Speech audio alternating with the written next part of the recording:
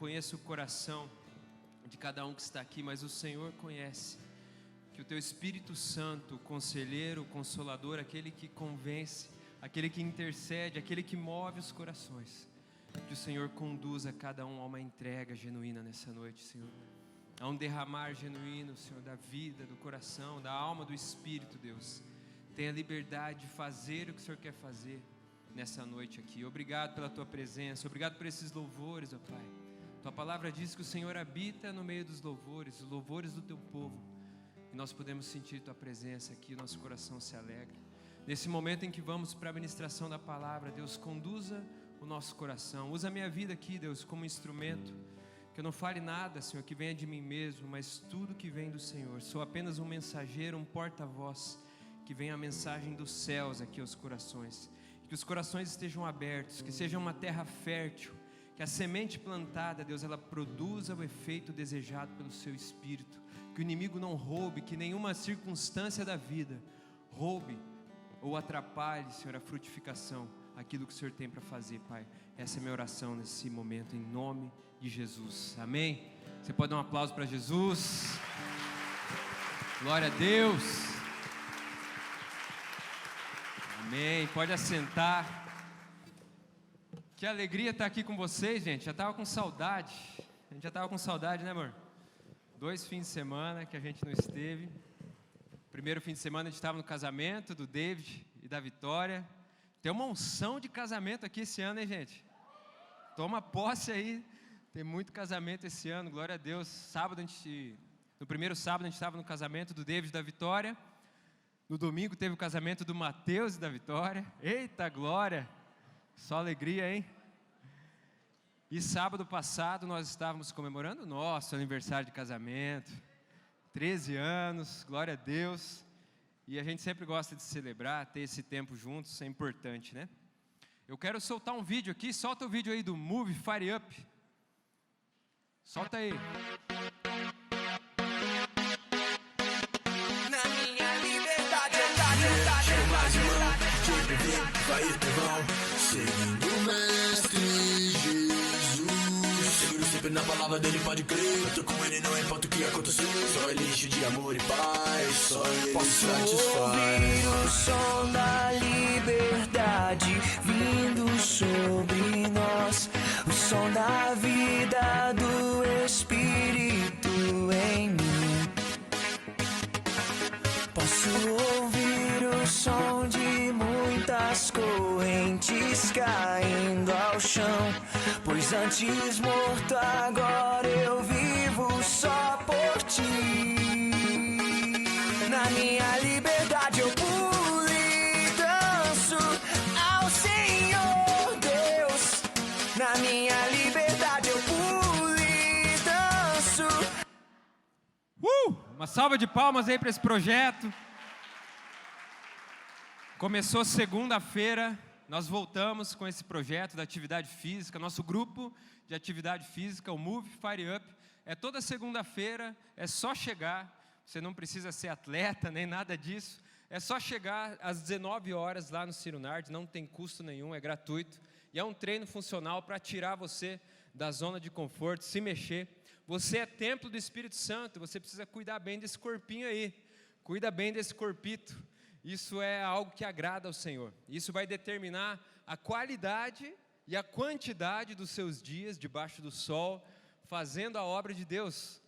Mais longe você pode ir, quanto mais você se cuidar do seu corpo, da sua mente, da sua alma, do seu espírito. Então vai lá segunda-feira, cutuca a pessoa do seu lado, fala aí, vamos lá segunda-feira, 19 horas no Ciro Nardes, bora pro Move Fire Up. Participe aí desse projeto. Esse ano quem está à frente é o Léo Jimenez. O Léo Jimenez é atleta também. E vai ser uma benção, vamos para cima. Eu quero falar um pouquinho das programações que a gente tem aí para o mês de abril. Hoje a gente está na segunda mensagem da série Eclésia. Sábado que vem a gente tem a última mensagem. E aí a gente já entra no mês de abril. Em abril a gente tem algumas programações. Dia 6, o primeiro fim de semana, a gente vai ter o Atmosfera, que é a nossa noite de adoração. Então se programe para estar junto com a gente. Dia 20 de abril, o eles e elas, a gente vai separar aqui Fire Up, homens e mulheres, vai usar aí 4 salas, vai ser um momento muito especial que a nossa equipe está preparando com muito carinho aí para vocês. E no dia 27, o Express é uma programação que a gente gosta demais, é um momento que a gente pode convidar os nossos jovens para trazerem uma palavra. Então, dia 27, a gente vai ter o Express. Se programe, anota na agenda aí, não falte. E para você já salvar aí na sua agenda essas datas importantes, no mês de agosto e setembro, a gente vai fazer de novo a leitura do livro Uma Vida com Propósitos, a campanha 40 Dias com Propósitos. Então, talvez você está pensando em ler de novo esse livro, ou talvez você não leu. Já estou te avisando aí que a gente vai ler juntos, lá em agosto, setembro, entra um pouquinho em outubro também. E no dia 5/10 e no dia 12/10, em outubro, Fire Camp e Up Camp. Posso ver um grito aí, um júbilo? O nosso retiro, já marca na sua agenda, não marca viagem, não saia de Cascavel. Vai ser o nosso retiro, a gente vai fazer separado, porque lá no Iftael não comporta todo mundo. Então vão ser em 2 datas, 2 fins de semana, vai ser intenso. Agora atenção aqui comigo, galera, a gente vai para a mensagem. A gente está então na segunda mensagem dessa série. Fiquei sabendo que foi bênção o fim de semana passado. Assisti a mensagem lá do Dávila. Glória a Deus, foi bênção demais. E a gente quer continuar aprofundando nesse tema tão importante. Essa série, algo que veio do coração do Senhor até o nosso coração. E algo que nós precisamos entender e, mais do que entender, aplicar, colocar nas nossas vidas. O Dávila falou aqui na semana passada sobre esse tema. Eu quero orar com você mais uma vez antes da gente entrar. Acalme seu coração, feche seus olhos, se concentre agora nessa mensagem. Pai, em nome de Jesus, eu oro agora por essa palavra, Deus, que o Senhor repreenda toda distração, todo espírito que vem tentar roubar, ó Pai, a atenção e os corações, as mentes. Em nome de Jesus, eu ordeno, sai agora, em nome de Jesus, vai embora. Esse lugar, esse ambiente pertence a Jesus Cristo, essas vidas pertencem a Jesus. Senhor, enche esse ambiente, enche esse lugar com a sua presença, Pai. Fala agora através da minha vida e produz o fruto, Pai, em nossos corações, aquilo que o Senhor quer fazer através da Tua palavra, que limpa, que cura, que transforma. A Tua palavra, ela é toda a verdade, é dela que precisamos. Tenha liberdade, Santo Espírito, produz o efeito na vida de cada um, Pai, em nome de Jesus. Amém? O Dávila falou aqui na semana passada, eclésia. Eclésia é o nome que Jesus usa lá em Mateus 16:18, quando ele fala sobre essa pedra, edificarei a minha igreja, a minha eclésia. Certamente ficaram olhando para ele, what? Como assim? Eclésia? Não é sinagogue? Né? Eles iam à sinagoga, os religiosos iam à sinagoga. O sinagogue era um lugar onde eles cultuavam. E Jesus, do nada, ele chega com uma palavra nova, eclésia. Eclésia era uma palavra grega, da política grega, era um conselho que tomava decisões pela cidade. Era um grupo de pessoas que tinha a responsabilidade, a incumbência, a missão, o papel de debater e propor ações em prol da cidade onde eles estavam. Então, quando Jesus traz esse título, esse nome, ele é intencional. Jesus não brinca, não. Ele não vai falar uma palavra ou usar uma palavra meramente mal colocada. Não, ele é intencional. Ele é cirúrgico. Eclésia aponta para o propósito, para a missão, o destino da igreja, o meu e o seu destino. Nós fomos chamados para fora das 4 paredes. Igreja é movimento, não é monumento. Nós fomos chamados, eclésia, nós fomos chamados para tomar decisões em prol da cidade. São decisões no mundo espiritual, mas que refletem no mundo natural. Eclésia é transformação cultural. Eclésia aponta para o nosso destino de governo, um destino profético, de ocupação, de conquistar todos os espaços. Eclésia é isso, é esse movimento que Jesus está iniciando. Não é mais sinagoga, mas eclésia, é movimento. É isso que Jesus inicia, um movimento de transformação cultural em todas as esferas. É para isso que você foi chamado. E quando ele olha para os discípulos, Pela primeira vez também ele os chama de apóstolos. E certamente eles ficaram, what? Apóstolos? Apóstolo, todo mundo sabia que não era um religioso, o apóstolo era um oficial romano. Era um oficial romano que ele tinha a incumbência de, à medida que Roma avançava pelos territórios, ele tinha a incumbência de chegar naquela cidade e garantir que a cultura romana fosse implantada. Agora a arquitetura romana ia ser implantada, a educação romana, o estilo de vida romano seria implantado, ele tinha a incumbência de garantir isso. Quando Jesus chama os discípulos de apóstolos, é isso que ele está apontando para eles. E você é discípulo de Jesus, tem uma unção apostólica sobre você, amém? Jesus te chamou para isso, aonde você chega, a cultura do céu chega. Aonde você chega, o reino dos céus chega, o jeito de ser igreja chega, a eclésia chega. Ei, abra sua mente para entender isso. O objetivo dessa série é esse, a gente entender que ser igreja não é aqui dentro das quatro paredes. Ser igreja é lá fora, é lá na sua escola, é lá na faculdade, é lá no seu trabalho, é onde você vai, é no seu empreendimento, na sua empresa, nos seus relacionamentos. Eclésia, chamados para fora, é movimento, é para isso que Deus te chamou. Essa é a nossa missão, essa é a nossa incumbência. E eu fui falando aqui, pulei os 2 slides, mas eu quero parar nesse aqui. Eu quero falar sobre a igreja brasileira. Olha a igreja brasileira, gente. A igreja brasileira vem crescendo muito nos últimos anos. Lá em 1940, nós éramos 2,7% de evangélicos na nossa nação. Apenas 2,7%. Quando chegou aqui no Brasil, os primeiros missionários,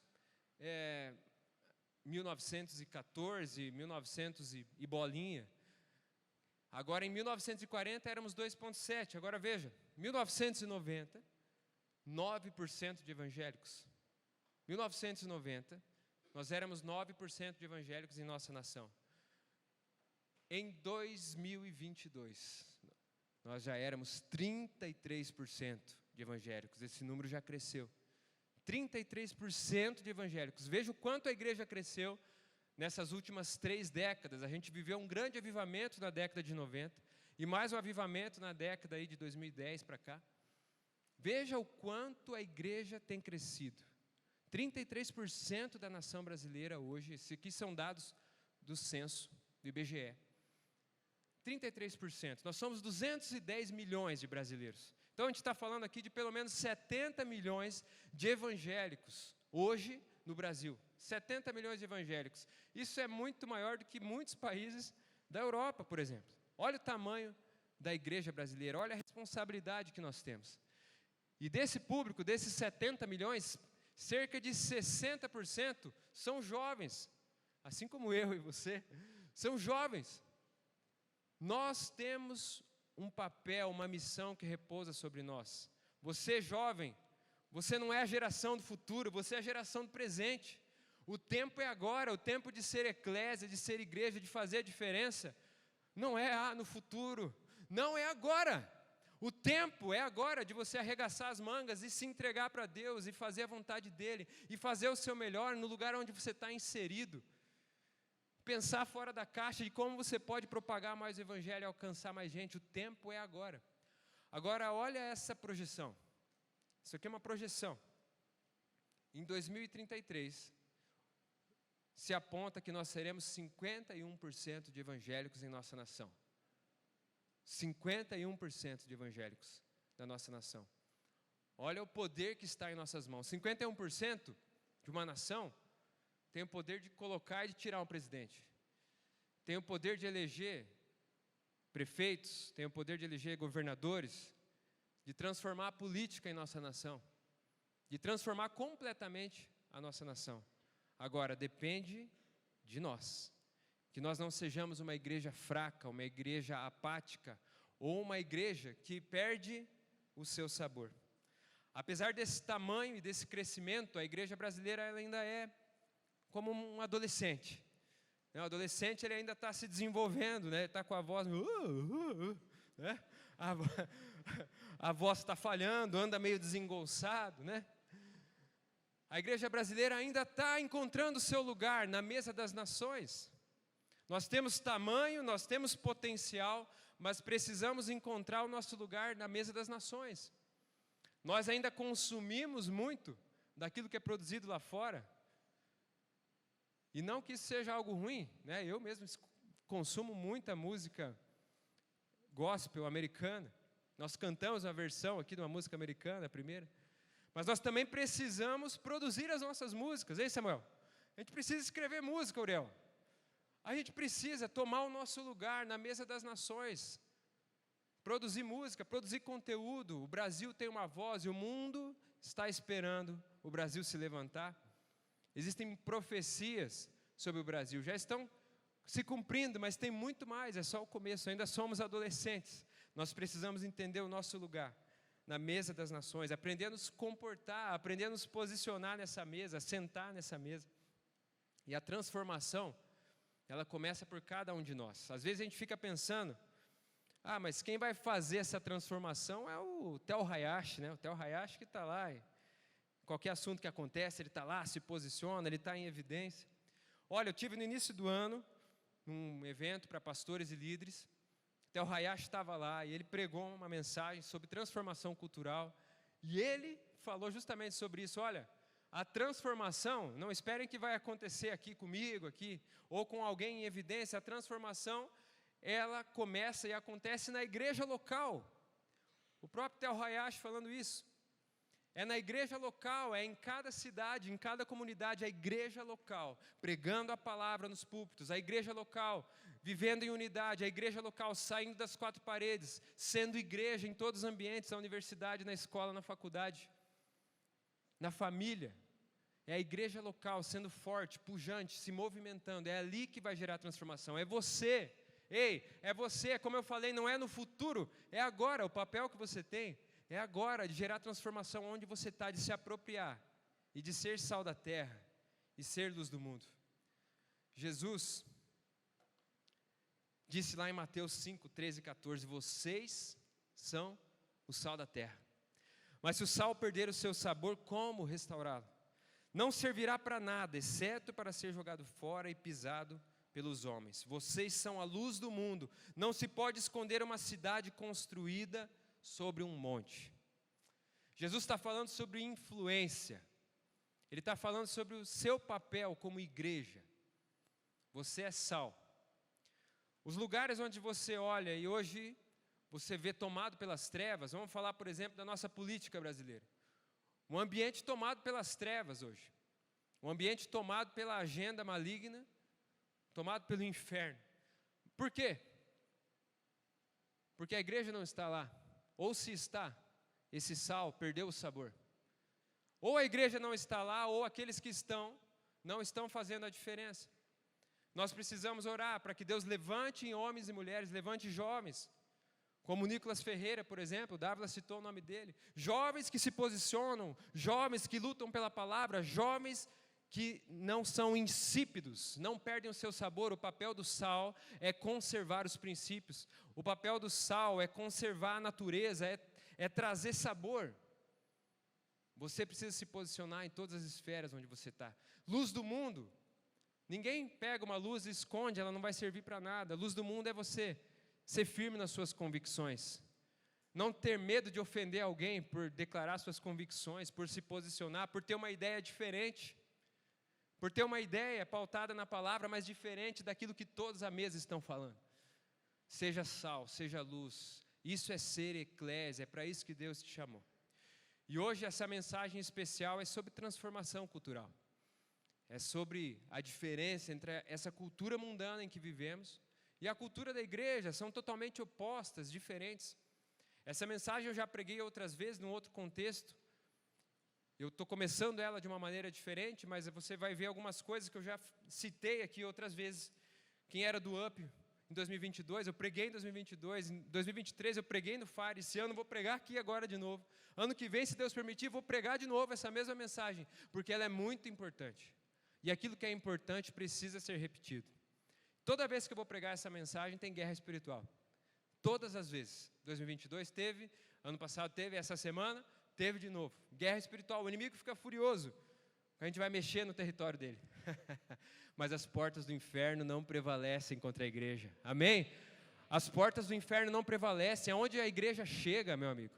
A igreja chegar lá no STF, as portas do inferno não vão prevalecer. A igreja chegar lá no governo, lá no palácio, as portas do inferno não vão prevalecer.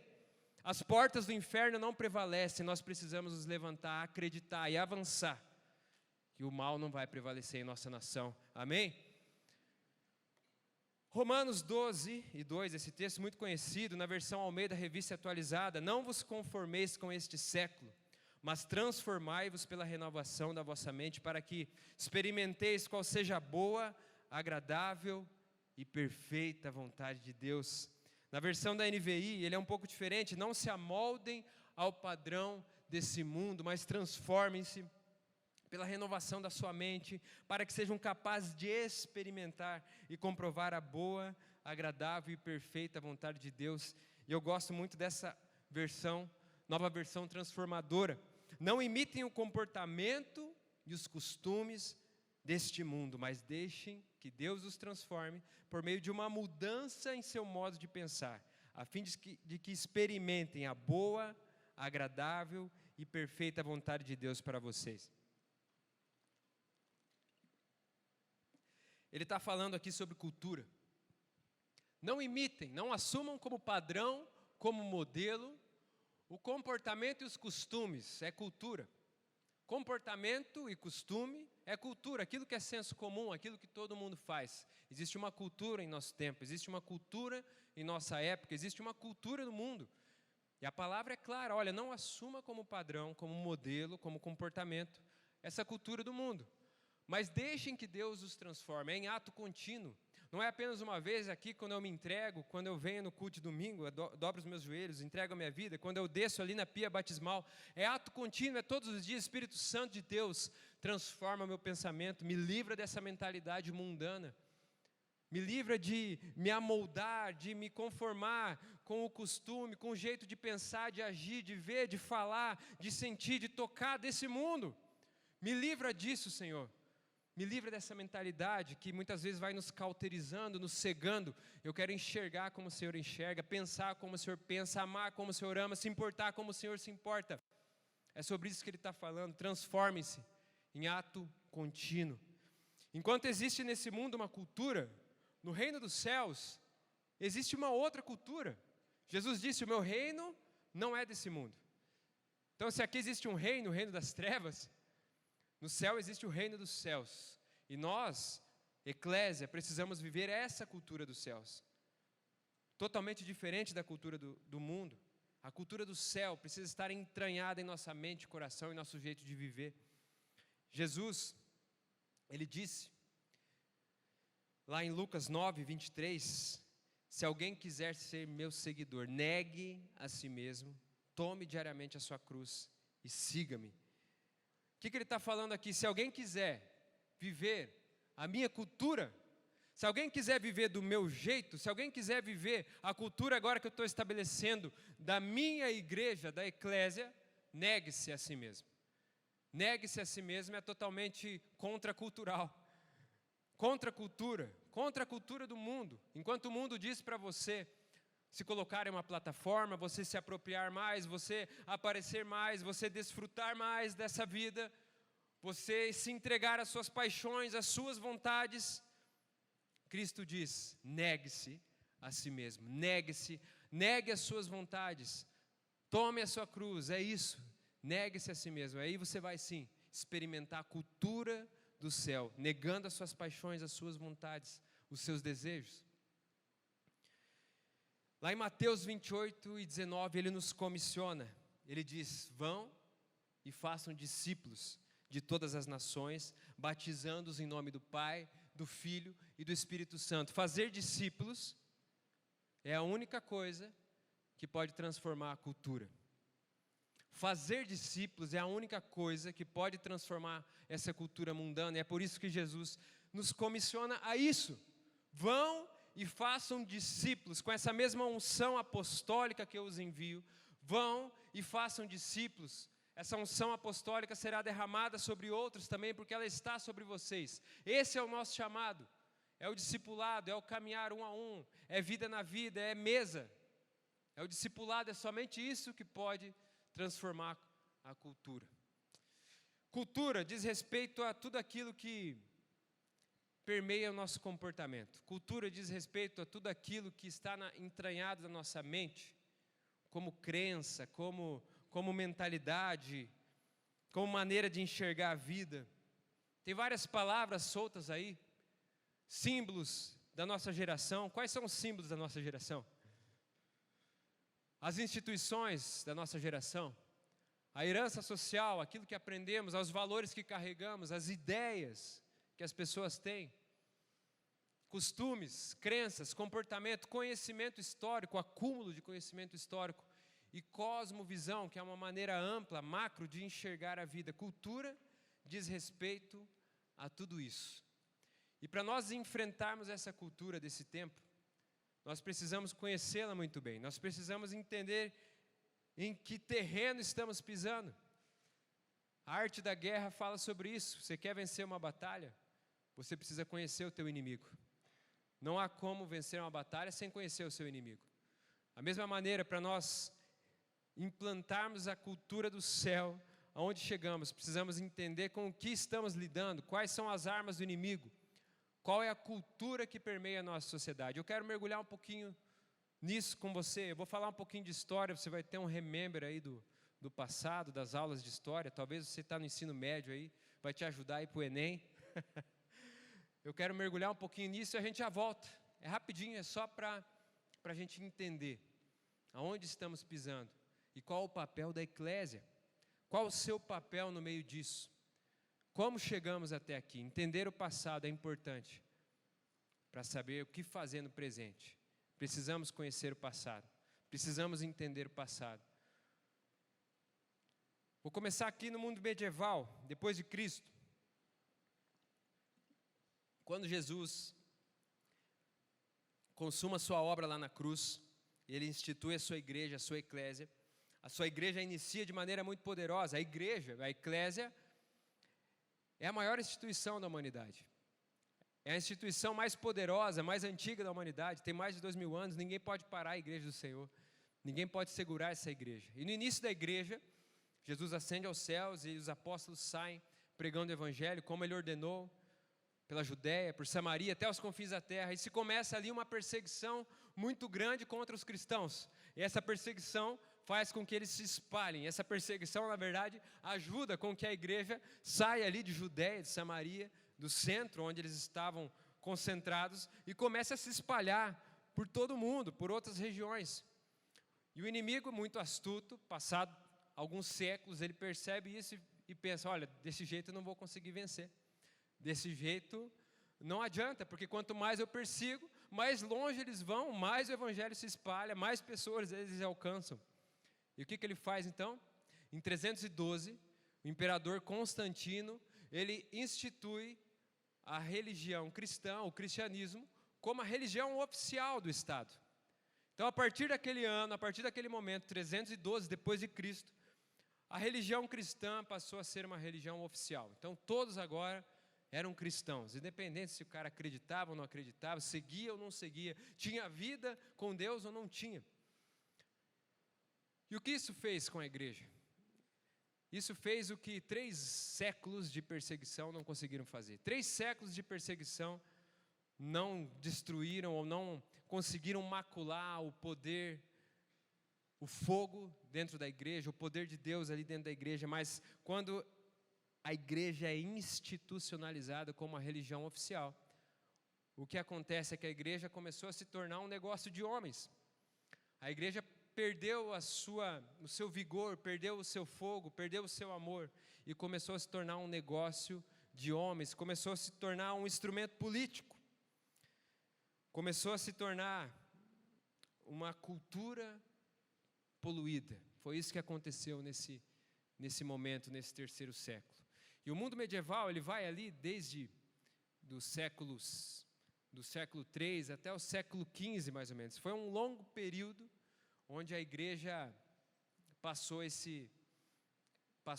a ser a religião oficial e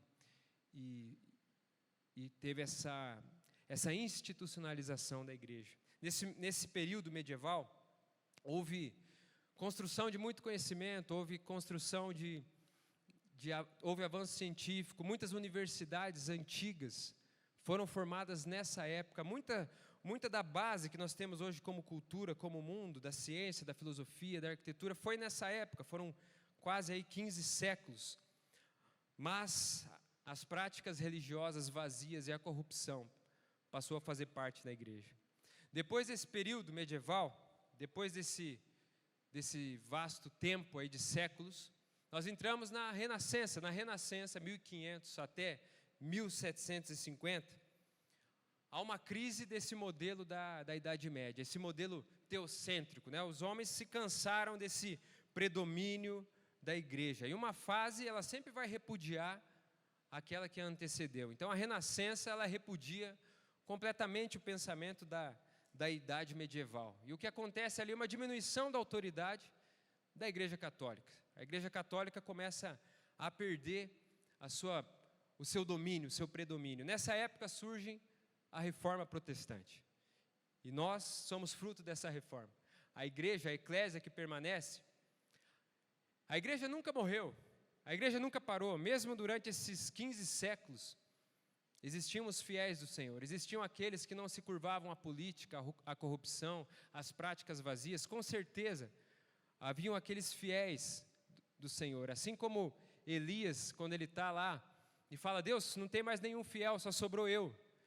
E Deus fala para ele: não, Elias, sobrou milhares ainda, não é só você não. Eu creio que durante esse período medieval também haviam aqueles fiéis que não se curvaram ao domínio político, não se curvaram ao governo de homens.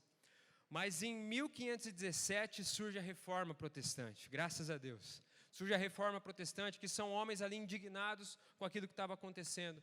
E Martinho Lutero, ele vai até lá na porta da igreja e prega suas 95 teses, refutando tudo aquilo que estava acontecendo. E se inicia a igreja protestante, que nós somos frutos disso. A igreja evangélica é fruto de Lutero, de Calvino, e depois de tantos outros que vieram, dos metodistas e tantos outros que vieram depois. Nós somos frutos dessa reforma.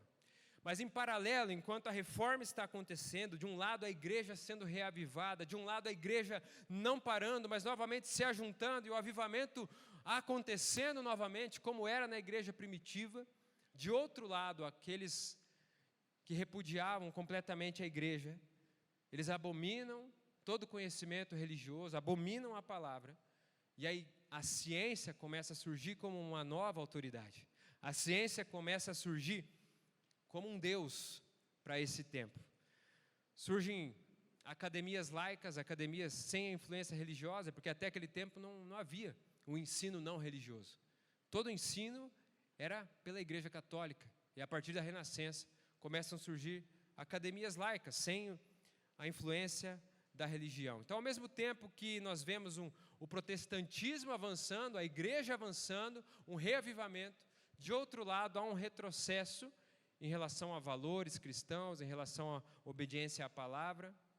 Há um avanço científico, sim, mas um retrocesso em relação à palavra de Deus. Depois desse período, 1750, a gente entra no conhecido iluminismo. Essa figura aí, essa obra de arte, é a famosa Penso, Logo Existo, do René Descartes. Ela simboliza o humanismo, que é a grande pauta do iluminismo, né? O iluminismo, ele considera o homem o centro, não mais Deus o centro, mas o homem passa a ser o centro de tudo. E nessa época, nesse contexto, nessa cultura do iluminismo, que vai de 1750 até 1900, começa a surgir revoluções e ideologias, principalmente a Revolução Francesa. Lá em 1798, a famosa Revolução Francesa, que foi uma revolução da anarquia, foi uma revolução das ideologias.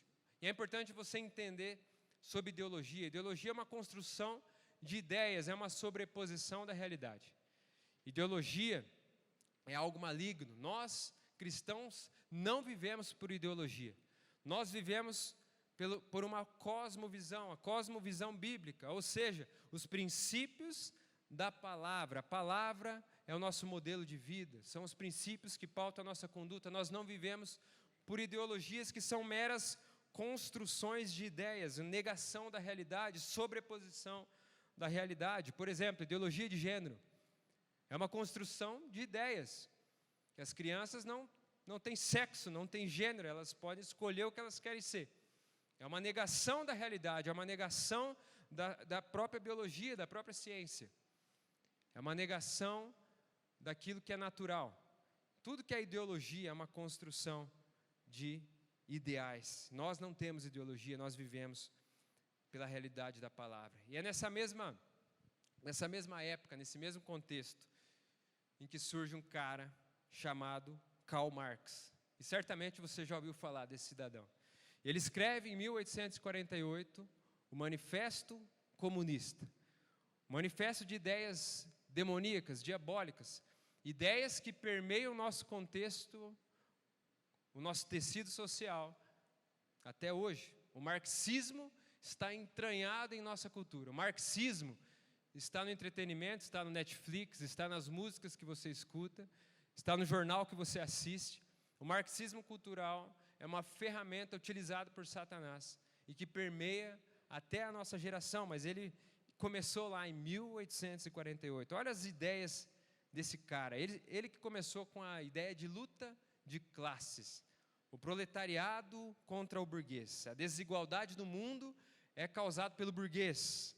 Para um enriquecer, o outro tem que empobrecer. A ideia de Karl Marx era essa, que riqueza não se pode ser criada. Para eu ter mais, você tem que ter menos. Essa era a ideia, esse era o princípio que ele pautava a sua ideologia.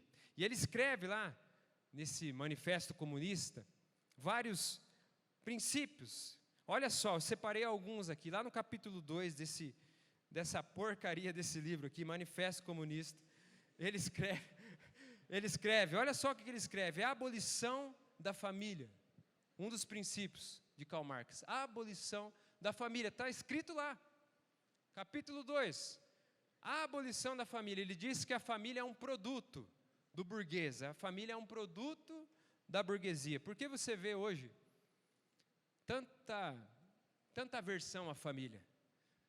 Você vê um movimento tão forte contra a família. Você postar uma foto da sua família, ou você defender a família tradicional, você está sendo preconceituoso hoje. Você não pode mais ter uma família tradicional, você não pode mais mostrar a sua família. Vem daqui, desse cidadão, abolição da família, abolição da individualidade. Para ele, o burguês, como ele era a causa de todos os problemas, todas as mazelas, ele tinha que ser eliminado. Abolição de verdades eternas. Ele entende que as verdades eternas são imposições da classe dominante. Ele queria abolir o cristianismo, está muito claro lá no livro dele. Abolir o cristianismo, destruir as nações. Na visão dele, os operários, eles não têm pátria. Eles precisam apenas se unir para combater contra os burgueses. A iniciativa privada é a causa de todos os problemas humanos. Destruir o passado. Ele dizia também que na sociedade burguesa, o passado domina o presente. Na sociedade comunista, o presente domina o passado. E você pode perceber nos países comunistas, eles destroem todo e qualquer registro histórico. Eu vi esses dias uma pesquisa, onde pegaram alguns chineses e mostraram fotos de atrocidades que aconteceram há 30, 40 anos atrás. E essa geração desconhecia aquelas fotos. O comunista, ele faz isso, ele destrói o passado para dominar o presente, para dominar pessoas. Nós temos um chamado de Deus para dominar sobre a terra, mas jamais é para dominar sobre pessoas. Deus jamais nos chamou para dominar sobre pessoas, é dominar sobre a natureza, sobre as coisas. Mas o domínio sobre pessoas é algo diabólico, o comunismo é algo diabólico. Ele fala também sobre expropriação da propriedade sobre a terra e aplicação toda a renda para o Estado. O Estado é o novo Deus agora. Abolição de todos os direitos de herança. No comunismo não tem mais herança. É algo totalmente antibíblico. Isso destrói totalmente o princípio de continuidade, de propagação de valores. Se não há herança, por que darei continuidade à minha família? Por que propagarei valores? E ele também coloca lá a centralização dos meios de comunicação nas mãos do Estado. Qualquer semelhança com os dias de hoje não é mera coincidência. Centralização do poder da comunicação. O que é verdade, o que não é verdade. O que é fake news ou não. É o Ministério da Verdade que vai dizer. É o Estado que vai dizer. A ideia é de Karl Marx. Ele já tinha colocado isso aqui em 1848. Acreditem, meus amigos. A intenção dele era deixar todo mundo igual. Equidade, igualdade. Todos iguais, igualmente pobres, miseráveis e dominados pelo Estado. É isso que o comunismo, o marxismo prega. E essa ideologia é impregnada em nossa geração, infelizmente, pregada em escolas, do mais novo ao mais velho, em universidades, no entretenimento. E é de maneira sutil, nós vamos chegar lá, vai piorar ainda aqui. Nós vamos chegar lá. Depois de Karl Marx, depois do Iluminismo, nós entramos no mundo moderno. Aqui a gente já está em 1900 até 1950. Mais uma vez, é uma rejeição a todos os valores e tradições. O mundo moderno é isso. Rejeita totalmente valores e tradições, negando tudo aquilo, toda aquela base que já havia sido criada anteriormente. E uma confiança no homem, permanece o humanismo, e na razão. O homem e a razão é o centro de tudo. E nessa época surge um cara, o nome dele é Antônio Gramsci. Ele escreveu um livro chamado Memórias do Cárcere, 1929. Esse cara, também comunista, ele olha para Karl Marx. Fala, Karl Marx, suas ideias são boas, mas você é muito briguento, você é muito truculento, você precisa ser mais inteligente. Nós vamos criar uma revolução, não é armada, Karl Marx, não é assim que a gente vai conseguir. A revolução cultural. E aqui o negócio toma um outro patamar.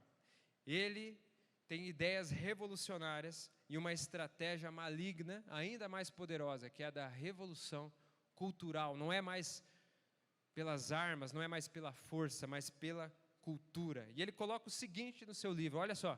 A revolução cultural deve ser silenciosa, onipresente e invisível. Silenciosa, onipresente e invisível. Essa é a estratégia. Você não vê, você não escuta, mas ela está em todos os lugares. Essa é a revolução.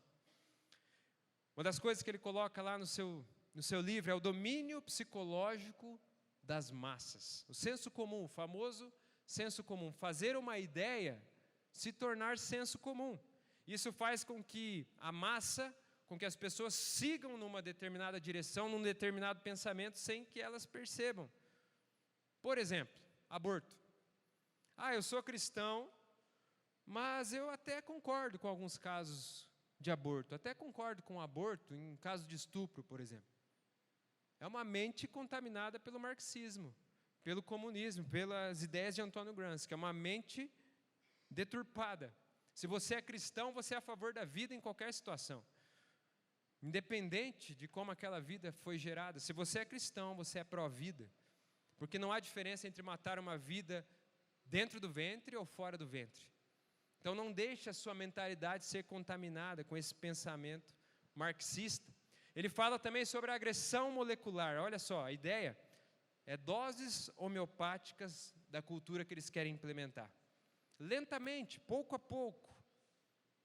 É lá no filme, no meio de um filme, você já viu isso com certeza. No meio de um filme, de repente tem uma cena lá, ideologia de gênero.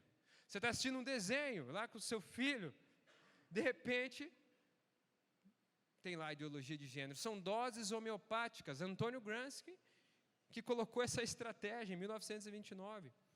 As armas que ele coloca aqui, cultura, músicas, artes, entretenimento, documentários. É dessa forma que a revolução acontece. Ocupar todos os espaços. Agora não é mais pela força militar ou física, mas pela força intelectual, das ideias, da propaganda, de mensagens sutis, que elas penetram a cultura e vão gerando senso comum. Aquilo vai sendo pingado na mente das pessoas. Vagarosamente, lentamente, todo dia um pouquinho, até que se torne normal, até que aquilo se torne o novo normal. Hoje essa bandeira ela é implementada em nossa geração pelo progressismo. O progressismo que abraça essas ideologias e mantém essa estratégia de Antônio Gramsci de revolução social, em nome de fazer justiça social, seguindo essas mesmas instruções, se usa de grupos de minorias, Mas o grande objetivo é destruir as famílias e o cristianismo. Está tudo muito claro, está tudo escrito para todo mundo ver. Destruir as famílias e o cristianismo. A aparência é de bem, né? Faça amor, não faça guerra. O amor venceu. A aparência é de bem, mas o objetivo é um só: abolir a família e o cristianismo. Depois disso ainda vem o mundo pós-moderno. Tem mais, meus amigos, tem mais, que é o tempo em que estamos. De 1950 para cá, nós chamamos de mundo pós-moderno. Nós estamos no mundo pós-moderno. Você faz parte da geração pós-moderna. E nesse ambiente, a grande característica é o pluralismo. Não existe mais um padrão. Todo mundo é de todo mundo. É aversão a tudo que é religioso, a tudo que é familiar, a tudo que é tradicional. É nesse momento também, em 1954, surge o feminismo. O feminismo é uma ideologia que veio lá das entranhas do inferno. É nesse ambiente, nessa cultura que surge o feminismo, por Simone de Beauvoir. E eu quero falar só de um cara aqui, para encerrar essa parte mais histórica, que é o Saul Alinsky. Ele escreve um livro lá em 1971. O livro chama Regras para Radicais. Esse cara, apesar de ele ser um desconhecido, ele agia nas sombras, ele influenciou muito da nossa cultura ocidental. E ele era tão diabólico, para você ter uma ideia, no prefácio do livro dele, ele faz uma homenagem para um grande revolucionário. E quem é esse revolucionário? Lúcifer. Lá na dedicatória do livro dele, ele dedica ao próprio demônio, ao próprio diabo. Olha só. O que ele coloca lá, nesse livro dele? Uso da linguagem para enganar. Ele pega todas as ideias de Karl Marx. Tudo que a gente está falando aqui é só o marxismo avançando, tá? Então ele pega todas as ideias de Karl Marx. Ele vai para Antônio Gramsci, pega toda essa ideia da revolução cultural, e agora ele põe ainda mais pimenta nesse negócio. Ele profissionaliza ainda mais. Olha só. Uso da linguagem para enganar. Princípio fundamental, a mentira. Usar a mentira. Por exemplo, ao invés de falar liberação do aborto, isso vai agredir as pessoas, liberar o aborto. Use uma palavra mais suave, mais palatável. Os direitos reprodutivos da mulher. Ele ensina a fazer isso no livro dele. Aquilo que você vê na mídia hoje, as pessoas gritando nas ruas hoje, levantando bandeira, foi ensinado, é uma estratégia, não é algo que aconteceu do nada. Aquilo que está sendo gritado nas ruas, primeiro foi sussurrado nas salas de aula, primeiro foi sussurrado na escuridão, nas trevas. Em vez de falar liberação do aborto, fale direito reprodutivo da mulher. Você viu recentemente, final de fevereiro, começo de março, esse governo que está aí, publicou uma nota técnica, Ministério da Saúde, uma nota técnica, considerando aceitável, né, aborto em casos de estupro até 9 meses, a criança com até 9 meses. Olha que absurdo um negócio dele, é incabível. Isso gerou uma repercussão ali, em questão de um dia eles tiraram aquela nota técnica. Até mesmo dentro da esquerda houve quem refutasse aquilo. Aquilo gerou um alvoroço e eles tiraram aquela nota técnica. Eles voltaram atrás. Mas existe um objetivo, não se engane, não foi, opa, erramos, o nosso jurídico não analisou adequadamente. Existe uma estratégia por trás disso. Existe uma estratégia de colocar algo totalmente ridículo, algo totalmente abominável para testar até onde eles podem ir. Até onde eles podem avançar? Eles estão testando o terreno. Até onde eles conseguem avançar e a igreja vai se posicionar? Até onde eles conseguem ir sem que ninguém fale em nada? Eles apresentam algo totalmente abominável, daí a pouco eles chegam com outra coisa não tão abominável. Não, isso aí até é aceitável. Veja, antes realmente eu errei e tal, mas agora está aqui, ó, não é tão ruim assim. A estratégia é essa e nós precisamos estar alerta. Saul Alinsky já estava ensinando isso aqui. Ele usa também uma outra artimanha, que o ridículo é a arma mais poderosa. E é o que a gente vê hoje. Ridicularize aqueles que você quer atacar. É quase impossível contra-atacar a humilhação causada pelo ridículo. Por exemplo, você não concorda com o que eu estou falando. Eu estou falando aqui meu posicionamento e você não concorda. Então você é um qualquer coisa aí fóbico. É isso. Eu te ridicularizo. Você agora é um fascista, você agora é um genocida. Eu te ridicularizo e você sai da discussão pública, você não participa mais. Ninguém mais escuta você. Saul Alinsky ensina isso. Você é um retrógrado, um ultrapassado, um patriarca, um patriarcal. É isso que ele ensina a fazer, tirar as pessoas da discussão pública. Ninguém mais escuta aquele que se torna um ridículo. Tudo aquilo que estamos vendo em nossos dias não aconteceu por acaso, foi algo pensado, planejado, algo diabólico. Essa é a cultura desse mundo. Essa é a cultura desse mundo. Por que eu estou falando tudo isso? Porque nós, como igreja, estamos inseridos nesse contexto e nós precisamos estar alertas. Romanos 12:2, não se amoldem ao padrão desse mundo, à cultura, aos costumes, mas permitam que Deus os transforme pela renovação da sua mente.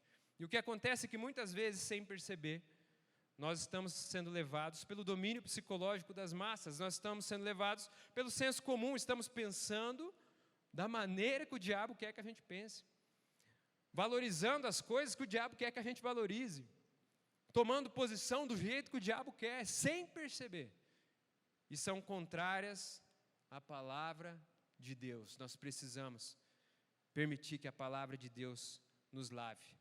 Eu quero avançar aqui para encerrar com vocês, rapidamente, 3 aspectos que nós precisamos estar muito alertas para esse tempo. O primeiro é o relativismo. Relativismo é o quê? Não há mais verdade, não há mais uma única verdade. Eu tenho a minha verdade, você tem a sua verdade. Essa é a cultura desse mundo. Os relativistas, eles dizem, absolutos não existem. Mas essa é uma frase contraditória em si mesma.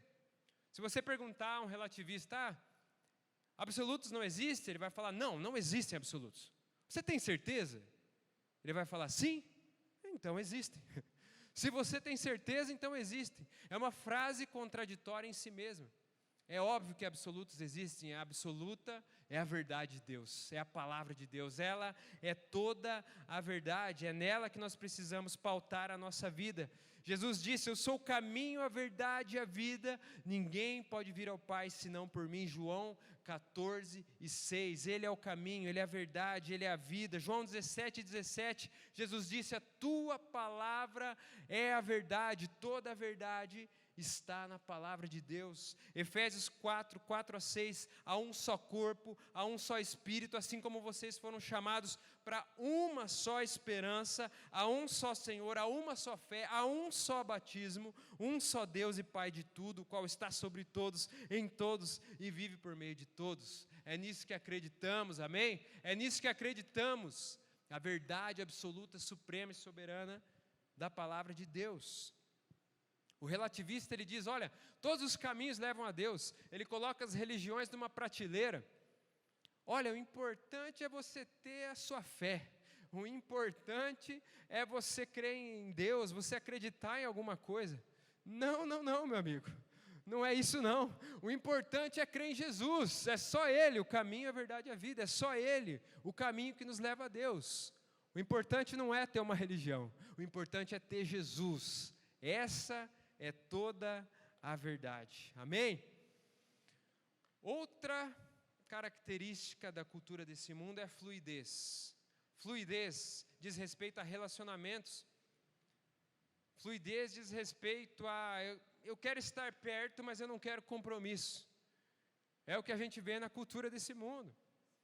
O casamento se tornou um contrato. As pessoas casam e descasam, as pessoas não têm mais compromisso, as pessoas vivem sem alianças.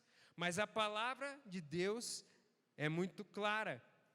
Seja fiel até a morte, eu lhe darei a coroa da vida. Apocalipse 2:10. Seja fiel em tudo, no seu casamento, nos seus relacionamentos, nos seus compromissos, no seu trabalho, na sua vida com Deus. Seja fiel até o fim. Quando nós olhamos grandes homens e mulheres da Bíblia, é isso que nós vemos, a aliança. Deus tem compromisso com quem tem aliança. Noé, Abraão, Moisés, Davi, homens de aliança. Você precisa ser isso, ter um compromisso sólido, um compromisso sério com o Senhor. E por último, a cultura desse mundo é uma cultura de superficialidade. As pessoas leem manchetes, as pessoas leem a frase no Twitter, as pessoas leem um post no Instagram, mas não há raiz, não há profundidade. As pessoas estão extremamente bem informadas, mas superficiais. É a geração do streaming, é a geração hot pocket, é a geração fast food. Nós precisamos ir mais fundo. Nosso papel como eclésia, a eclésia do Senhor, ela tem profundidade. A eclésia do Senhor está firmada na rocha. A eclésia do Senhor tem raízes profundas, tem reflexão, tem crescimento. Nós precisamos avançar nisso. Deus está preocupado com a profundidade do seu caráter. Deus está preocupado com a profundidade da sua eclésia.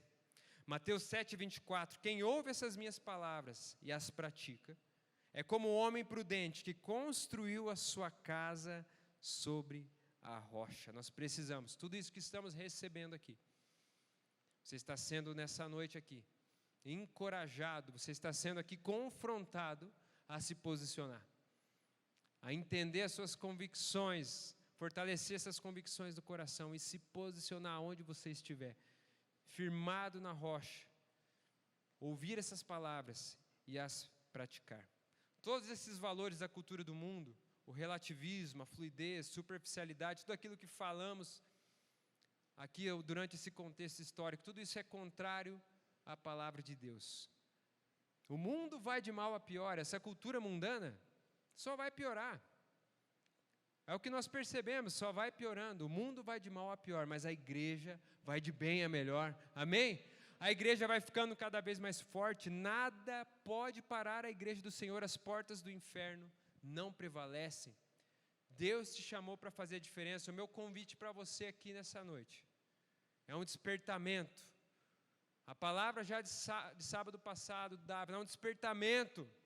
Eclésia, ei, você foi chamado para fora, para 7 esferas. Deus te chamou. Igreja é fora das 4 paredes, igreja é influência em todas as esferas. Não tenha mais essa mentalidade de sagrado e profano. Por muito tempo nós carregamos isso, uma mentalidade de, parece que eu estou servindo a Deus quando estou aqui na igreja, mas lá fora no meu trabalho eu estou pagando os meus pecados. Né? Na igreja eu estou servindo, mas na vida secular não. Ei, a vida é uma só, a vida é uma só. Deus te deu uma vida só para você ser eclésia, ser igreja do Senhor. Aonde você chega, o reino de Deus chega, os valores chegam, os princípios do reino chegam. Você é um agente de transformação na esfera da família, na esfera do governo, na esfera da educação, na esfera das artes, do entretenimento, dos esportes. Em todas as esferas Deus te chamou. A igreja tem esse papel. Tire essa mentalidade de 4 paredes, tire essa mentalidade de apenas uma reunião. A igreja é movimento. Ei, será que você pode celebrar isso comigo? Será que você pode celebrar? Dá um aplauso aí. Nós precisamos ser esse movimento.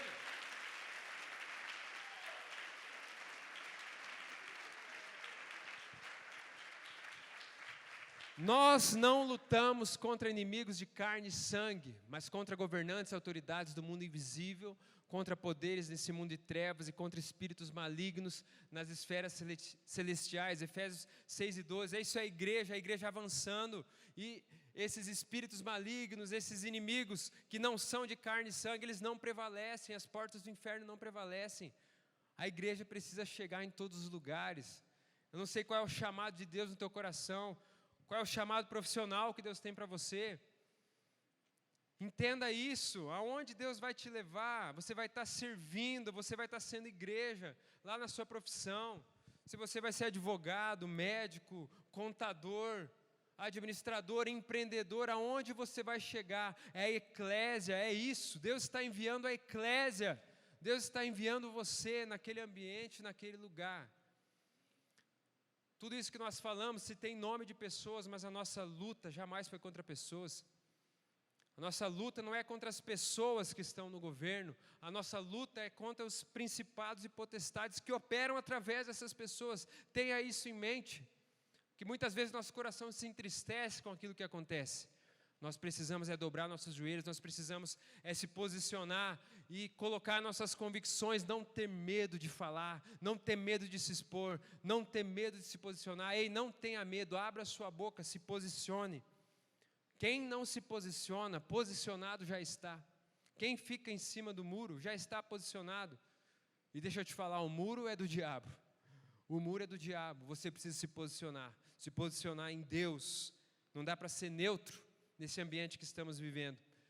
Ninguém o despreze pelo fato de você ser jovem, mas seja um exemplo para os fiéis na palavra, no procedimento, no amor, na fé e na pureza. Posso contar com você para ser um exemplo? Posso contar com você? Jesus pode contar com você para ser um exemplo no procedimento, no amor, na fé, aonde você está. Atente bem para a sua própria vida e para a doutrina, perseverando nesses deveres. Persevere onde você está. Fazendo isso, você salvará tanto a si mesmo, quanto aqueles que o ouvem. Aonde você estiver, as pessoas serão salvas, transformadas. É o reino, é a eclésia. Conheça suas obras, sei que você não é frio nem quente. Melhor seria que fosse frio ou quente. Assim, porque você é morno, nem frio nem quente, estou a ponto de vomitá-lo da minha boca. Aquilo que eu falei, não fique em cima do muro, se posicione, não tenha medo de falar. Não tenha medo, a luz não pode ficar escondida. Vai chegar um momento que você tem que se posicionar lá na roda, na faculdade, no trabalho. Você precisa se posicionar sobre as suas convicções. Os cristãos que viraram o mundo de cabeça para baixo foram homens e mulheres que tinham uma visão em seus corações e a Bíblia em suas mãos. É isso que nós precisamos.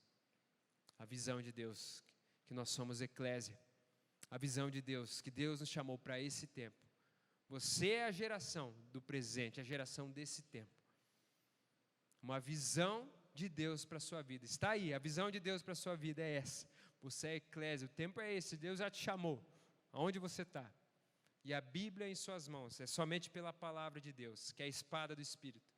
É somente essa palavra, quanto mais você ler, meditar, guardar no seu coração, você vai vencer essa cultura do mundo. Essa palavra que nós precisamos adotar por base, por princípio para a nossa vida. Se posicione, ofereça a sua vida completamente a Deus e se posicione, seja eclésia, onde você estiver.